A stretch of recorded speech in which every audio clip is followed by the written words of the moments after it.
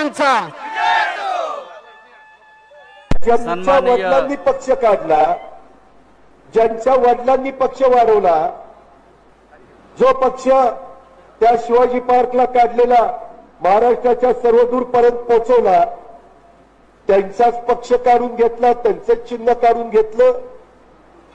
हे जरी निवडणूक आयोगाने दिलेलं असलं तरी जनतेला पटलंय का? तू काय केलं हा प्रश्न फार महत्वाचा आहे. त्याने काहीच केलं नाही. तो आयत्या बिळावर नागोबा आहे.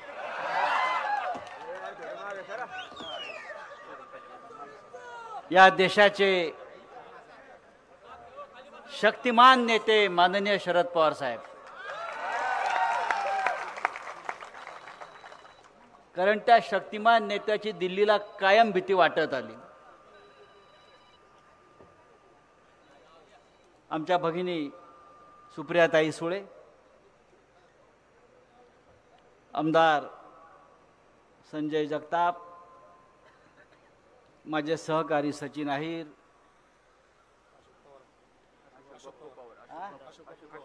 आमदार अशोक पवार, मगाशी ते पुढे बसले होते म्हणून तर मी हां, शेवाळे बापू, लक्ष्मण माने, अंकुश पवार, अंकुश काकडे, संभाजीराव झेंडे, म्हणूनच पवार म्हटलं ना मी. आणि या तप्त उन्हामध्ये सासवडला जमलेले महाविकास आघाडीचे सर्व शिलेदार, निष्ठावंतच आहेत. इकडे खोकेवाले गेले. या पुरंदरला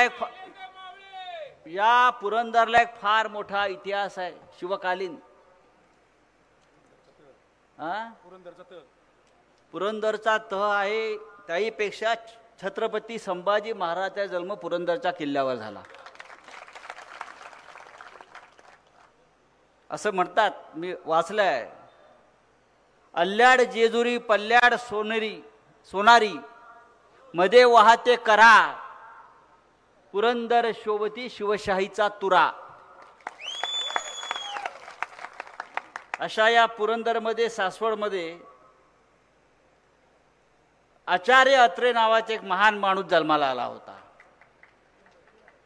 त्यांच्या नावाने इकडे आता सभागृह आहेत, बऱ्याच गोष्टी आपण उभ्या केल्या आहेत. आचार्य अत्रे हे इथे जन्माला आले. कारण मला हे आश्चर्य आठवलं की मगाशी सांगितलं की पुरंदरला सर्वाधिक शिक्षक आहेत. आचार्य अत्रे हे महाराष्ट्रातले उत्तम पहिला क्रमांकाचे शिक्षक होते. मगाशी मी भाषण ऐकत होतो. तू काय केलंस हा जो प्रश्न विचारलात आपण,